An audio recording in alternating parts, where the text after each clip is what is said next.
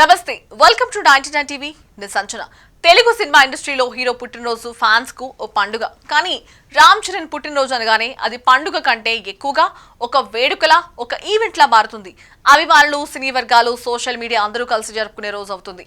ఈసారి కూడా అదే జరిగింది. రామ్ చరణ్ బర్త్డే రోజున అందరూ ఎదురు చూసిన RC16 అప్డేట్ విడుదలైంది. టైటిల్ రివీల్, ఫస్ట్ లుక్ రెండు ఒక్కరోజే రావడంతో సినిమా ప్రపంచమే ఒక్కసారిగా ఆ పోస్టర్ చుట్టూ తిరిగింది. ఈ సినిమా సాధారణ సినిమా కాదని మొదటి చూపులోనే స్పష్టమైంది. ఇది రామ్ చరణ్ కెరీర్ లో మరొక ముఖ్యమైన మలుపు అవుతుందనే భావన అభిమానులకు మాత్రమే కాదు, ఇండస్ట్రీకి కూడా కలిగింది. ఈ భారీ ప్రాజెక్ట్ కు దర్శకుడు బుచ్చిబాబు సానా ఉప్పెనతో భావోద్వేగాన్ని మాస్క్ కలిపిన విధానం వల్ల ఆయనకు ప్రత్యేక గుర్తింపు వచ్చింది. ఆయన సినిమాలో గ్రామీణ నిజాయితీ, భావోద్వేగ గాఢత, మట్టి వాసన మూడు కలిస్తే వచ్చే ఇంపాక్ట్ ప్రత్యేకమైంది. ఇప్పుడు అదే దర్శకుడు రామ్ చరణ్ తో కలిసి స్పోర్ట్స్ డ్రామా చేయడం అభిమానుల్లో కొత్త ఉత్సాహం కలిగిస్తోంది. ఫస్ట్ లుక్ వచ్చిన క్షణం నుంచే ఒక విషయం అందరికీ తెలిసింది.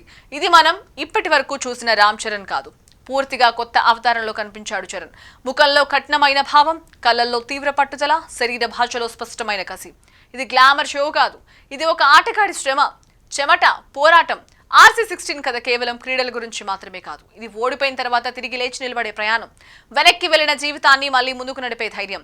ఇది రామ్ చరణ్ సినిమాలో ఒక పాత్ర పోరాటం మాత్రమే కాదు, ఆయన నిజ జీవిత ప్రయాణం కూడా అదే పరిబలం కలిగి ఉంది.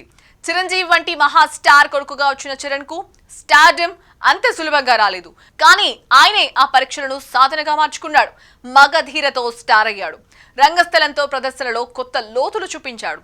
RRR తో ప్రపంచ స్థాయి గుర్తింపు తెచ్చుకున్నాడు. ఇప్పుడు ఏకంగా RC16 తో ఆయన ఏ దిశలో సాగబోతున్నాడు అనే ఆసక్తి సహజమే.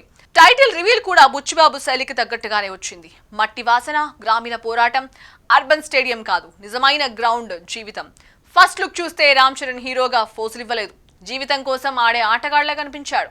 కళల సాకారం కోసం ప్రయత్నిస్తున్న ఒక మనిషిలా కనిపించాడు. ఫస్ట్ లుక్ బయటకు వచ్చిన వెంటనే సోషల్ మీడియాలో హడావిడి మొదలైంది.